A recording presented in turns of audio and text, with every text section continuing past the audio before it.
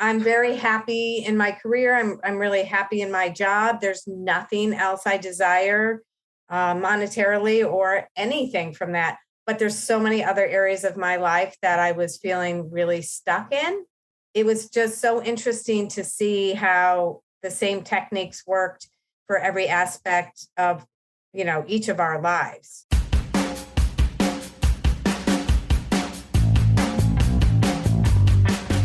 Welcome to the Motive for Life radio show. This is Robert Christensen. Thank you for joining me in our continued series of everyday people who are on the transformation journey. Jean Werner is, by all measures, a success. A great career executive with a national company, mother of three that have successfully gone on to colleges and have their own careers, and just a whole bunch of stuff that anybody would consider as a success. However, Jean was looking for something more and she was stuck. This is our interview with her and her transformation journey and what she did to elevate her self-worth. Hey, Jean, welcome to the show. Thank you, Robert. How are you today?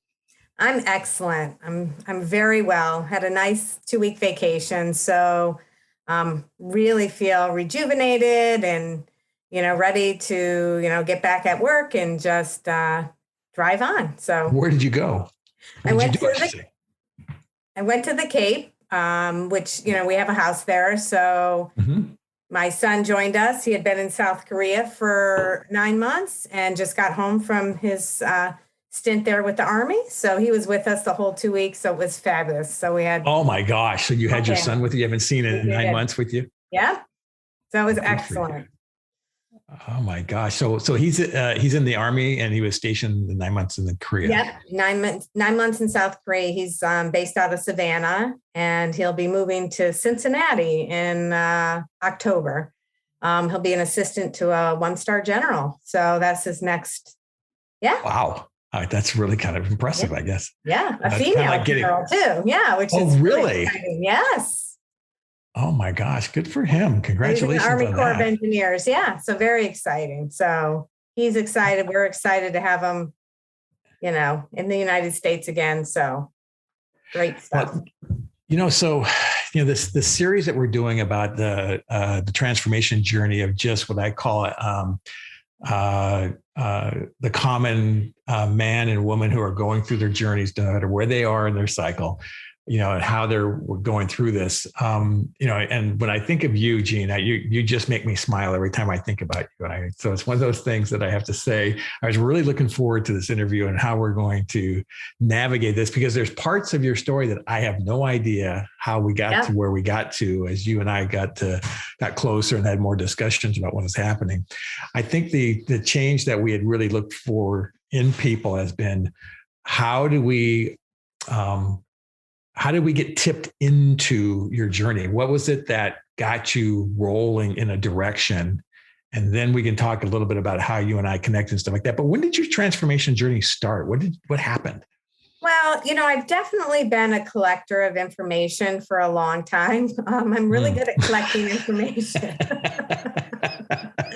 There's a bunch of questions on the back end of that I got to ask later. It's always in the self-help genre as well, Okay, good. But I collect a lot. I wasn't really action oriented necessarily.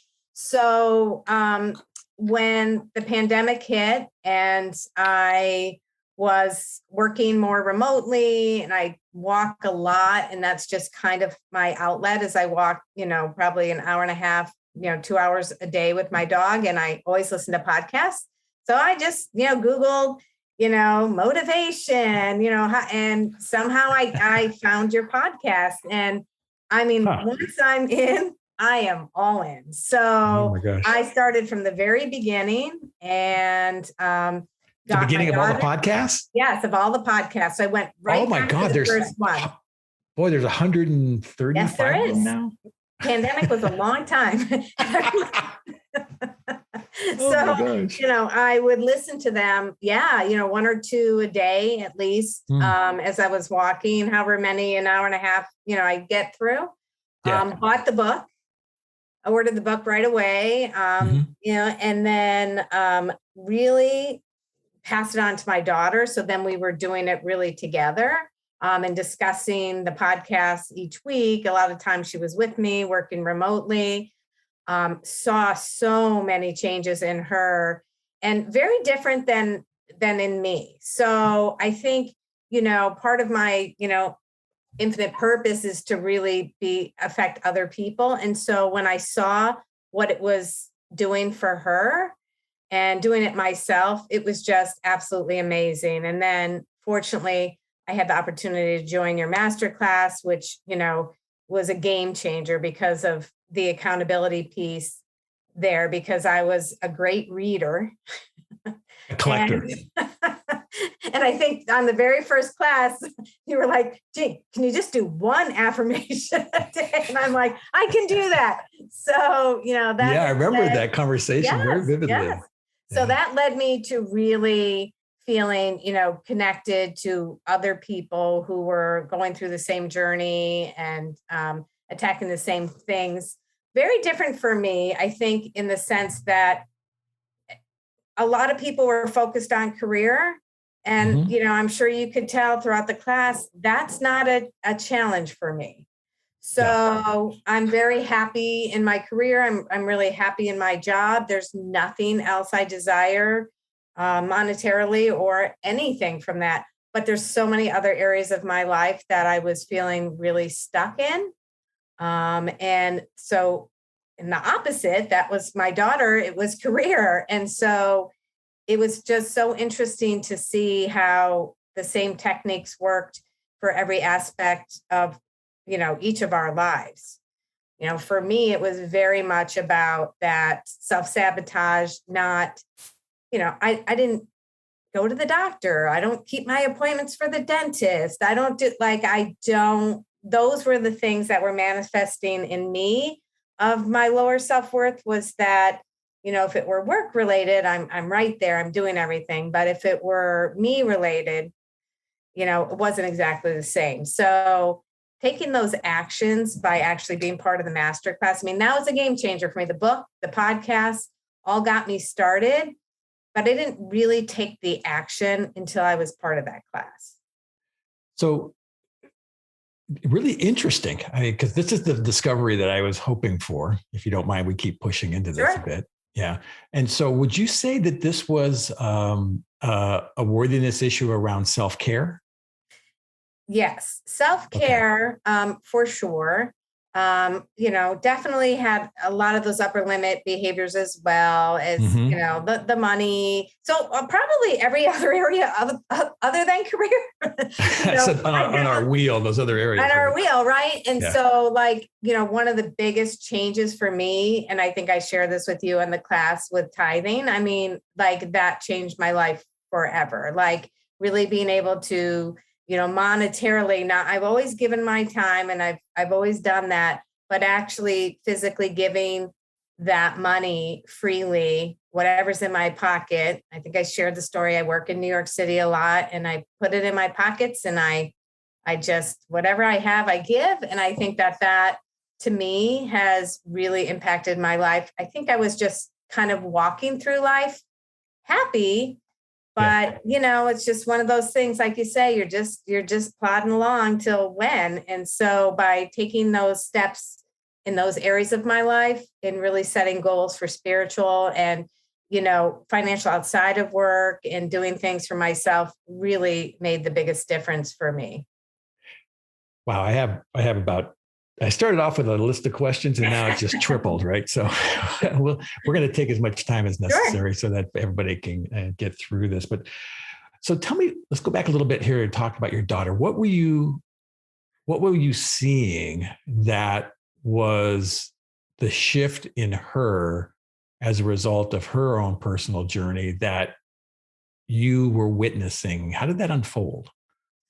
Yeah, I think for her, every single chapter of your book that she read, she went, oh my gosh, that's me. Oh my gosh, that's me. Oh my gosh, that's me. And I was like, I know, I'm your mother. So watching her not believe in herself, she really was in a job that she was doing great at, but she always was not compensated according to her ability. And, you know, she would talk about making a change. And she just didn't have that belief in herself. And until she started doing those, you know, to really doing the affirmations and speaking to the mirror and doing all of those steps to kind of build up her, you know, her self-worth, she did more in 3 weeks than she's done in her whole career. She decided where she wanted to live. She sublet her apartment twice. She left without a job, although she could work remotely temporarily. She found a job within 10 days, making double the amount of money that she was making. And wow. She is, you know, making me promise that I will help her when she's experiencing some of her upper limits, because she is about as great as she could possibly be right now. And she's just, you know, so watching her, because that was something that for some reason I always had within myself is I do believe that I have value in my job and my work, and I know that I'm good at it, and I absolutely make the right choices where that's concerned. But for her, I think she just, you know, was feeling like she didn't have that self-worth to believe that she could be that woman that's making, you know, $100,000 a year, you know, at 28 and doing the things she needs to do. So it was really, really amazing to watch her. But for her, she had to do the daily tasks. She really, really, really needed to, you know, meditate, to close out those other distractions and not, you know, let them get in the way of what she wanted. She had to decide what she wanted. I think you were a big proponent, you know, of saying, you know, well, what do you want? Well, I want more money. Well, how much? Where do you want to live? You know, go from generic to specific. Yes. Yes. And so those are the things that really, really, really helped her. And she would catch herself all the time when she was using negative language about herself. And she would just be like, I'm doing it again, you know? And so watching her do that, and I mean, where did it come from in her childhood? You know, she went to a competitive public high school where everybody was a superstar, and she was a good student, always working and striving to like meet, you know, that her peers. And it was very frustrating for her. So I'm sure that that's a lot of where it came from. So, you know, but she had to work through that. So that was hers. Now she's, you know, I'm sure she's going to listen to this, but now she's got to find that person she wants to spend her life with. And that's third on her list. And, you know, is it third on her list? Yeah. It seems to be the case for a lot of young people these days. She wanted to move to where her tribe was, you know, all of her people. So she lives in Virginia now. And, she wanted a great new job and to live on her own in her own apartment. She had roommates. That was a big step. So she found an apartment she could afford by herself. And, now that's the last piece. And I have no doubt, because she's very ready to do it using all the techniques she used to get everything else that she's gotten. So, you know, for me to watch her as a parent do that is amazing. Now I you know, my work isn't done because I have some other family members that I would, you know, really want to help. But see, that's my MO, right? I'm like, you know, I'm going to buy one of your photos. I'm going to support you. I'm going to listen to your Insight Timer. I'm going to do everything, you know, and I'm going to get my daughter. I'm going to try to get everybody I can. That's part of my DNA. But now I have to step back and make sure that I'm doing the things for myself that I'm promoting for everybody else to do. So true. It's so true. We are way better attractors than we are promoters. Right. That is such a key piece of the philosophy, right? And so that's really, really interesting to hear her journey and to see how she's implemented that stuff into her life. And so let's go back to another piece, if you don't mind. Sure. What was it like for you growing up?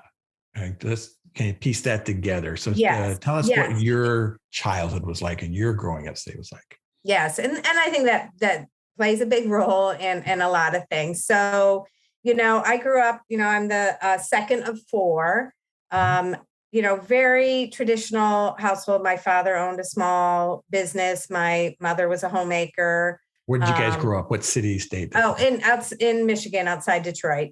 Okay. Suburb of Detroit.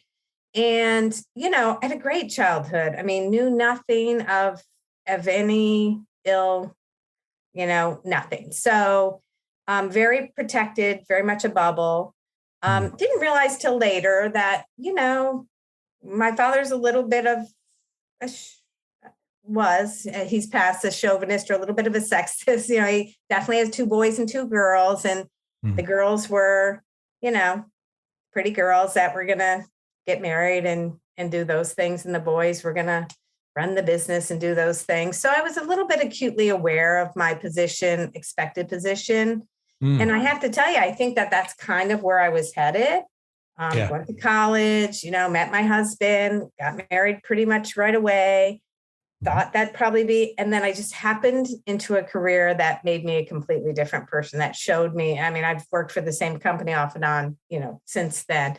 And so as I grew, I started to realize, even in speaking to my father about my work, I met a star that worked for, or, that sponsored our company. And when I showed him a picture of me and that person, that's what he valued. And he thought I was a receptionist and I was running, $1 million business at the time, Wow. And I think, so I had to really deal with that piece of self-worth, of proving, to him, always trying to prove to him that I wasn't just, a pretty face, and so I think that has been, probably my biggest, and as a matter of fact, I think I went to a psychic one time, and that's the one thing true thing that she really did say was, you were just expected to be like the girl, which you could say about anybody. I'm just sure. About anybody, yes. But I was like, yeah, you're kind of right, So, that's kind of, and then a lot of turmoil later in my parents later in life. My father lost his business. That was a lot of things that happened later as an adult. And how old were you when he lost his business? I was like in my 40s. I see. Okay. And so, but, we did the family vacations and they always paid. And we always did all of these things. And, my brothers worked for the business. So it just, it was ugly. So we've had a lot of family turmoil, but, so I think in that's the other piece of my, changes is in my relationships with my family. And I also think my daughter's relationships with her siblings as well, showing vulnerability, really putting ourselves out there, where we weren't doing that before. And so I think that, that side of my life has just improved greatly because I determined what I wanted. I said what I wanted. I took the steps to get to do what I said I was going to do, have those difficult conversations, rather than just plodding along. Like, I'm definitely the peacekeeper in the family. I'm like, oh yeah. Was your mom the peacekeeper? Oh yes, she was. Okay.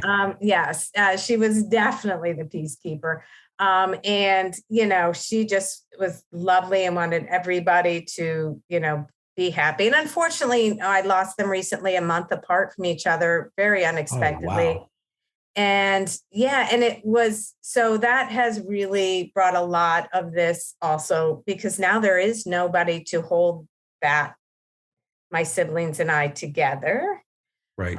Very close to my sister, definitely love my brothers, definitely not the exact same relationship. So, that, working on that piece of it, of the wheel, was so important for me in the class because, I needed, that push to, I know you said it before, like, you can try, but, at some point, it is what it is, right? That's but right. I am going to try. And, for the most most of the times it's really working and people are responding and things are good. So I would say that I was a happy person before I found you. I would say that I was a content person. And now I'm actually living an impactful life, which is completely different than a year ago. And I can say the same for my daughter who's gone through this. This has absolutely changed because she for her, it was that she's young enough that she caught it all, where she's like, oh, no, that's not the language I'm going to use with myself. No, that's going back to my old things. Nope, that's, and I think, so for me, I love to watch that. But for myself, self-care and actually following through with the things that, make me happy versus I'd be a workaholic. I love work. I would work, no boundaries. Yes. That was one of the things that you brought to the course. It was your context or your presence was that you really owned your career. That was a big piece of that, right? It was a very, very important part of it. So let me go back here a second and talk a little bit about how do you one of the things that we stitched together here was the power of those words and those phrases that we use to talk about ourselves. It's the narrative in our head, right? Mm-hmm. And it's almost as if there is a second person inside us that is talking to us. And we, like you or myself, catch ourselves when that other person is talking to us in that way. Right. Okay. We've practiced that, right? We call it observing. Okay. Yep. But why do you think those negative words were so powerful in your life? I mean, why is it just down to words and how we talk to ourselves, do you think? That's a really good question. I mean, my story that I tell myself all the time for some reason is that you don't really deserve that. Like that is my story that I tell myself, like, I'm not going to be that person. I'm not going to have those things. Like, I am exactly where, I should be based on, or I'm supposed to be, right? Supposed to be. Yes. Exactly. And so I think the words, I mean, it wasn't until I could take that step back. And I think it's hard work in the beginning because you have to step back and think almost constantly about what's going through your head. Right.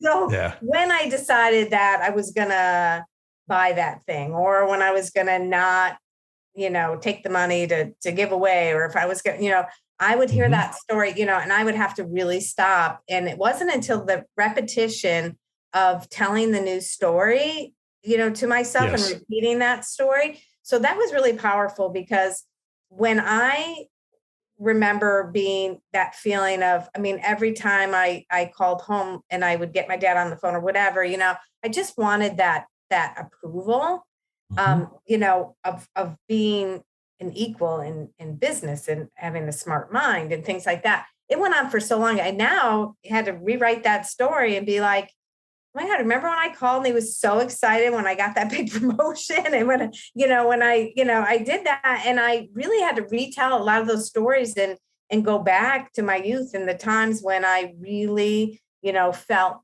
undervalued and had to really, kind of retell my story to myself. So I think the words are so important because it's that routine engine. They're so deep in there that it comes up in my sleep. It comes up, I dream, and I have those recurrent dreams that I'm not successful in my job, and so I have to wake up every morning to put my insight timer on. I got to center myself and retell that story even from my dreams. Right. Yeah, so I think it's words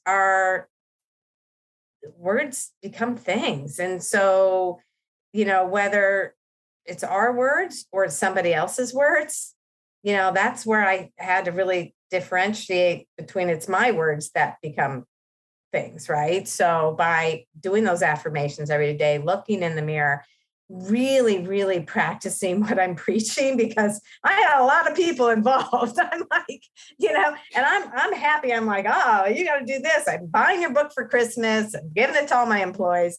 And I said, but, I want to be that person that's living, the way that I want to live. And I only know how to do that if I stay every single day with repeating, my mantras and my affirmations, and telling myself those important things, that I believe in and that I want to do. So, it's hard work. I mean, that I think is the one thing that I don't want anybody to think, oh, you listen to this great, motivational podcast and then your life changes, it does.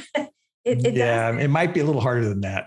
Yeah, it's just a little bit harder. And I guess, harder. And you had to decide, I mean, I remember at one part of the masterclass going, do I want a better job? Do I want more money in my job? And I'm like, it's okay to say no. Like, it is.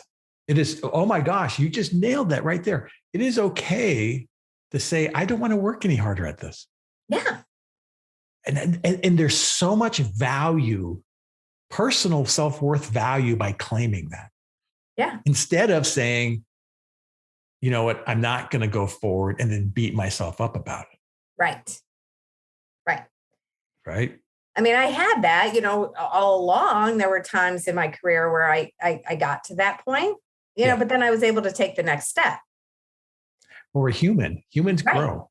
And right? We have this natural thing. Right. And now, instead of taking the next step, which would take me to a different state, and I'd never do, I don't want to do that. I just get special projects assigned to me. And that keeps me, that keeps me growing and, keeps that part of me happy. So I had to say, because I feel like a lot of people that, I was connecting with, that was a big piece for them. And I totally get it.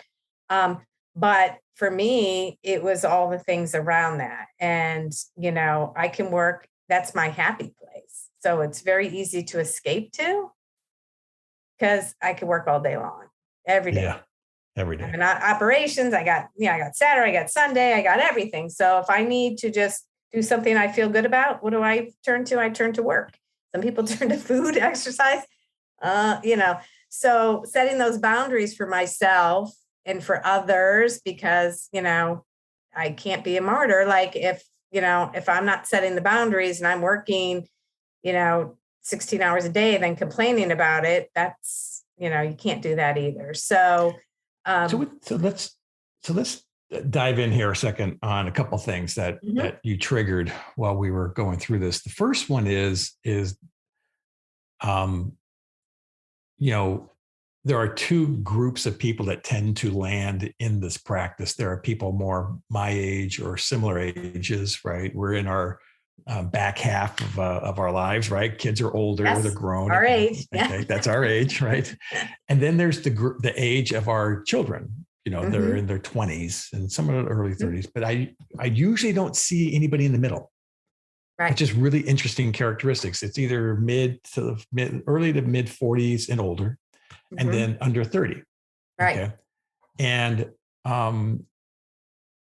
what do you think's going on there? I mean, I know about the back half because we're tired of fighting this whole time. We're looking for something to get us out of it, right? Right. But what do you think's going on with the young people in this space? Because we had a lot of them in before. I know. I kind of try to go back to where was I, in that point. And, to be honest, I feel like so many people in that age group, if you're in your 30s, early 40s, you're raising your kids, you're doing the things, busy. You're literally just getting by. You're on autopilot. I mean, I was on autopilot for years, and it was, you're right. Trying to get away for a weekend or something, just to recharge. You just didn't have time. You didn't have time. Right. And so there was none of that. And I think financially, when you're younger and raising a family, it's very stressful financially. So, I don't think you look to, I was fortunate in my 30s when I was working that I got to go to some seminars and things like that, where I was able to have some exposure to, taking those steps, making your life great and everything like that. So I did have that, but honestly, there was no time for that. I mean, it was literally getting through the day. So I feel like, if you're a young mom and you're dealing with daycare and you're dealing with all those things, the thought process of going for those things, and improving your life. Pretty off the map, isn't it? Yeah, it really is. Yeah, it really is. I think back on my wife and I, when we were raising our kids, I mean, we were just looking for a timeout. Yes, that's it. I mean, Oh my gosh. Yeah, I had a little side, I had, a little business when my kids were growing up. I made some jewelry and it was, so I always knew I needed something, and I think that, I don't know what made me know that I worked part-time, but I needed something else. So I needed my little side hustle that when the kids went to bed, I'd go down and I'd make jewelry, and I'd sell it. And, I wouldn't say it was extremely profitable, but it made a little pocket money and it helped me to get through the day, the next day, when you had some focus and things. So, I don't know, but it needs, that's definitely a group, an area, an age group that could benefit, I think, the most. It seems to resonate, Jean. I have to say that they are looking for how to validate their path. Okay. They want a path and the existing path. This is kind of my own philosophy of Robert, right? Sure. The paths that have been were pre-existing before what I call the formal religions, the formal corporations, the formal universities, all the formals that were in existence for how do I go from A to B to C in life, have been pulled apart completely. I mean, you look at what happened around the change of the millennia, around 2000, stuff like that, all of that financial stuff that happened in the war and stuff like that. And then eventually a whole bunch of people lost their retirements in the crash. Right. Just a ton of that. So that all fell apart. And then all of the corporations started folding and stuff like that. And they merged and people got laid off. So their parents like this. So there was this huge upheaval of distrust. Yes. Of this is how I go to, and then don't get me started about the university process. I mean, about all these people coming out with debt. It just was, it was a criminal what happened there. Okay. Absolutely. It was really criminal. And so all of that happened, but they still are looking for something to guide them. Yes. Right. There's still the need for guidance. There's still the need for someone to step up. And, and I think that, how that's going to shape up in this next decade, how that's going to come into form, I think we'll see. We've seen the decomposing, and I think the resurrection or the coming up of whatever's next. I'm really excited about it. Hopefully I live long enough to go through the next few decades to see what that's going to look like. Yeah, very different. I mean, my husband did, corporate job from day one, worked for one company for 12 years, worked for another, has worked for another, 12 years now.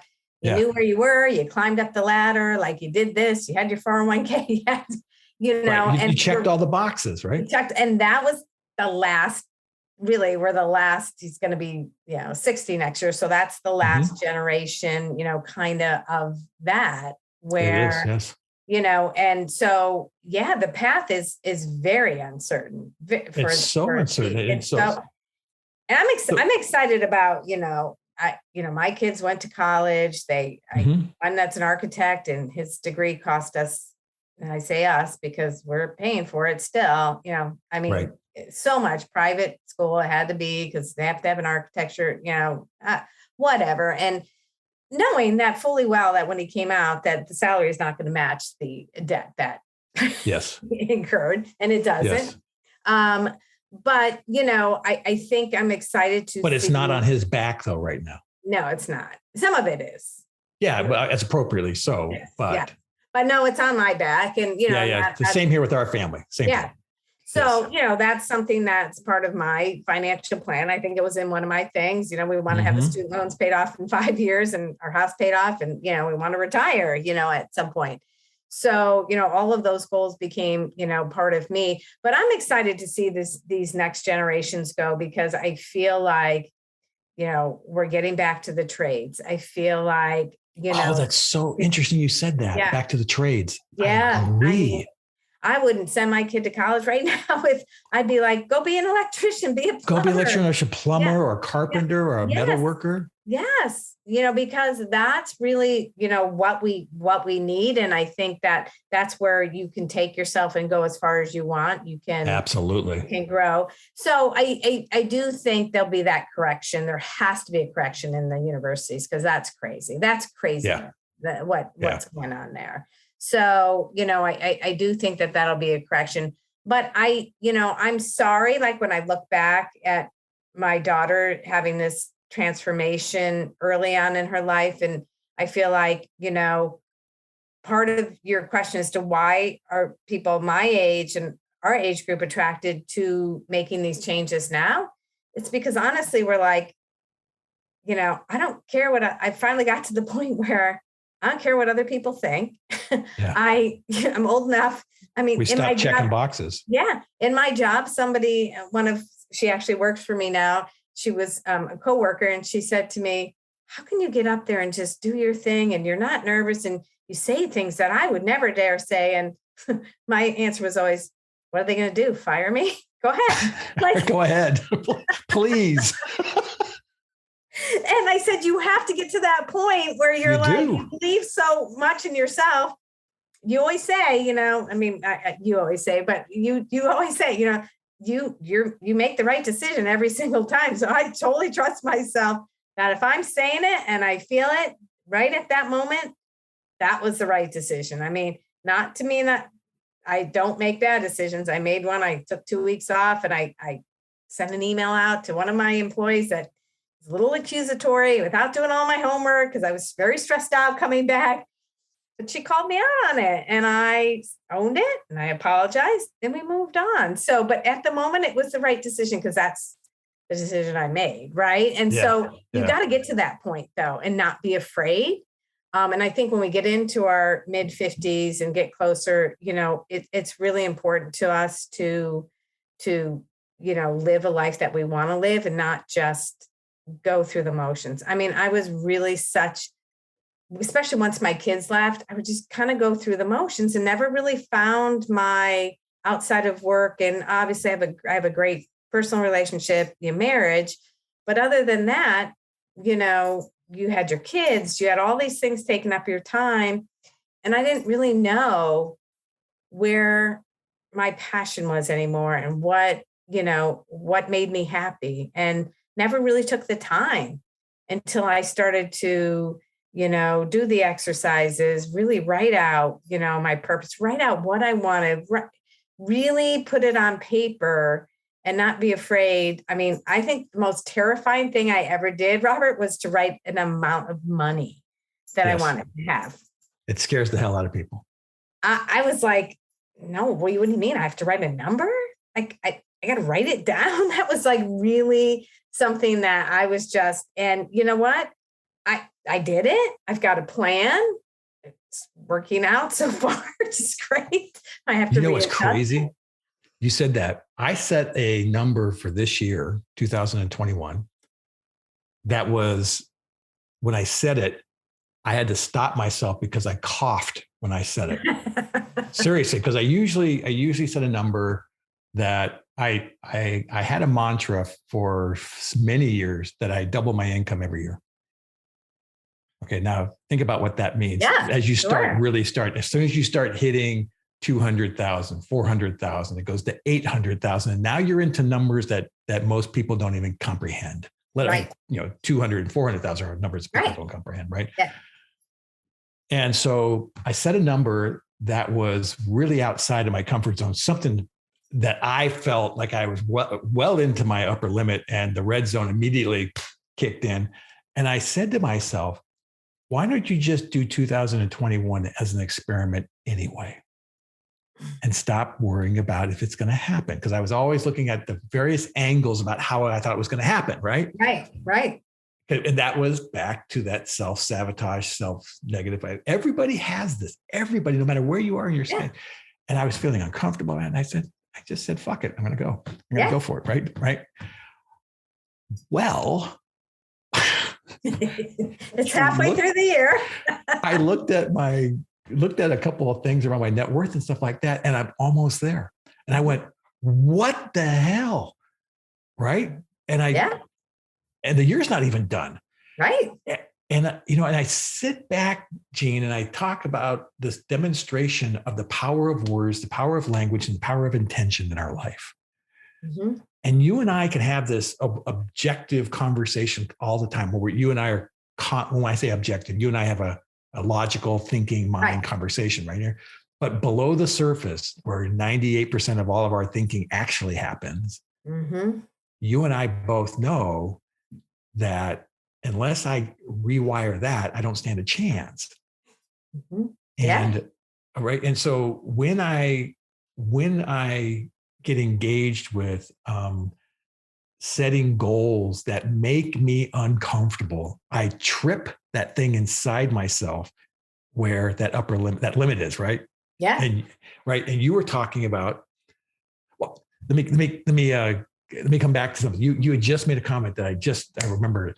When you were on your 2-week thing, you were definitely above your upper limit. Oh yeah. Okay. So you actually said it. You actually did a little self-sabotage. Did I? You shut off the email. Yes. I did. I shut off. I mean, you sent it out and yeah. And I did. I shut off everything. I've never, ever, ever done that before in my career. Really? I've never taken a 2-week vacation either. Ever? Not 2 weeks in a row. No. Wow.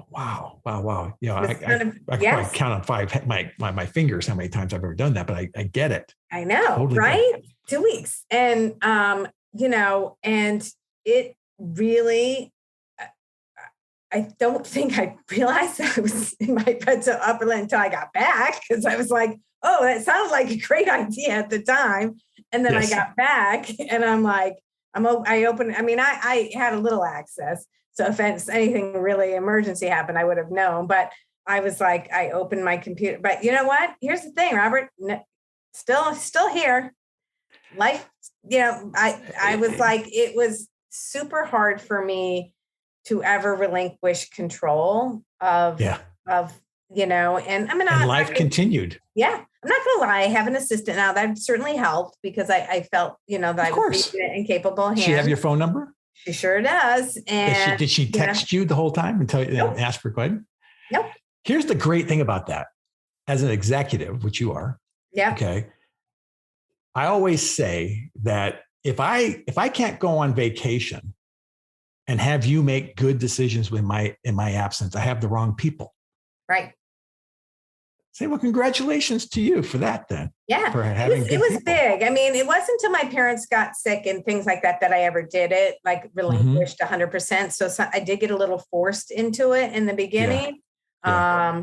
Because obviously I wasn't going to work when I was taking care of my parents. So I knew she was capable and everything, but it was still, we're driving for quota at the end. I took off the last week of July, first week in August, and the worst times you could when you're trying to, and it was more about myself. Like I felt comfortable when I was checking email in the morning, checking it at night, having some impact. That made me happy. So I had to be in 2 weeks where something else was making me happy or giving me that same, feeling of success as work does. So see, well, come on, you had your son for 2 weeks. Yes. Please. Yeah. And my other 2 kids as well. All of them were there. All of them were there. So and then my what a joy, came. huh? Yeah, my sister came. We had, lots of fun and things. But, it was great for me. But, definitely I came back and all of those self-sabotaging behaviors. I'm sitting in front of the computer, I'm getting very stressed and I want to have like 14 Oreos but I didn't. Good for you. Because I knew that about myself because I got, I'm like distracted, like, oh, I'll go into the kitchen. Yeah, I'll do something else. So that's a big thing for me. I get very distracted when things get stressful, and I'll jump to something else, or I'll jump, all over the place. So, but I learned that, that's one of my behaviors. So now I'm aware of it. So I just got up and I walked outside for a minute, and then I walked back in and just continued. So, all of those things, I think I was always a little aware of, but 90 days, Robert, you need 90 days You to, do.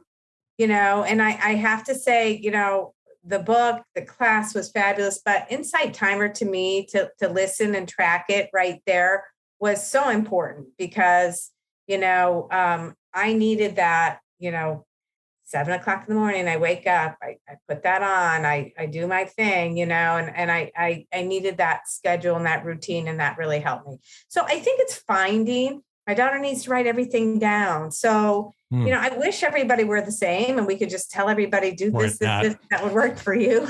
I don't wish we were the same, but, it would make things easier. But as you know, I mean, I'm in the weight loss industry. Everybody's different. And so much of what I think I realize about people's self-worth, I see in people's habits when they eat. And oh my God. So much of it is, based on how you were raised. In my family, my father knew what a Costco was before Costco existed, anything. And when we were kids, he found the warehouses. He brought the big, boxes of candy and all those things home. And, we always had that, and that's probably one of my sabotaging things is I want a bag of Skittles. You want ice cream. I want this. I want those well, things. They brought me joy, right? My Yes. mom and myself, we sit down, she'd have me on her lap, and she would hold me, and then we get to eat ice cream together and stuff like that. And so to this very day, I had ice cream last night, and I purposely knew what I was doing because I knew what I wanted. Yes. I wanted a comfort of my mom's feelings. Mm-hmm. And I had chocolate and vanilla, and I slowly ate it, knowing exactly what I was doing. Right. But let me tell you, it was so satisfying. That's what we always say, do something, but don't do it with guilt. Like, right. If you want something, just do it. Or if you have that feeling, feel it. Right. Yes. It doesn't, I said to one of my kids today, I'm not telling you you're wrong for feeling how you're feeling. You're feeling that way. So that's how you feel. Like, It doesn't matter if I think you should feel like that. You're receiving it. That's how you're feeling. So I'm going to take my part in that. Right. Because, obviously, and before, you're a fixer, you want to, write everything. So you want to tell them what to do and what's wrong. And I feel like so much of what I've gotten from this is being a better parent, a better employee, because I look at things differently. I understand people a little bit differently and where they're coming from. Obviously we've done all those, tests of, different strengths, finders and all of those. Right. Myers-Briggs and all that kind of stuff. And all that stuff. But until you really just listen to people, and, I think that is, a skill that I've always had, but really understanding and knowing those questions to ask has really, opened up another avenue for me. Right. And so I am, just a huge fan. I'm a huge supporter. I'm very loyal. I feel like this is something that you're asking me, what do I think will happen in the next few decades? I know this is your it's not a side hustle for you because it's so important to you. So this is your happy. Oh, what would you consider this part of your? Oh, this is a mission. A mission. So I think that your mission is going to explode because I feel like, you're on the precipice. Precipice of really being able to reach even more people. I mean, obviously your podcasts have become, super listened to and have more listeners than, when you go back to the very beginning, right? Yes. And your book and, these classes, where you can get people together who have the same goals and the same desires and give them that accountability piece to have each other to come back to each week. Mm-hmm. How many times, I went through a lot in those 8 weeks or 10 weeks I was in the class. And there were times that different time zone. So I'm coming on at 10 o'clock when I'm You usually. were coming on late. And, but that accountability piece was so key. So yeah, I can just tell you that you have to absorb it all different ways. And for me, the reading, being part of a group, and then that constant, habit forming of, I never meditated. I thought it was just a waste of time because I could be running on the treadmill. Why would I meditate? Until I meditated. I've got Insight Timer. I'm not going to promise that I was great over vacation, but, I truly, truly, truly appreciate everything that you do. And again, I'm your loyal supporter, and anything I can ever do, I could never repay you for what you've done for me and my family. So know that your mission has touched several more people, and hopefully even more that I can get my hands on. Thanks, Jean. Have a great day. Take care. Bye, Robert.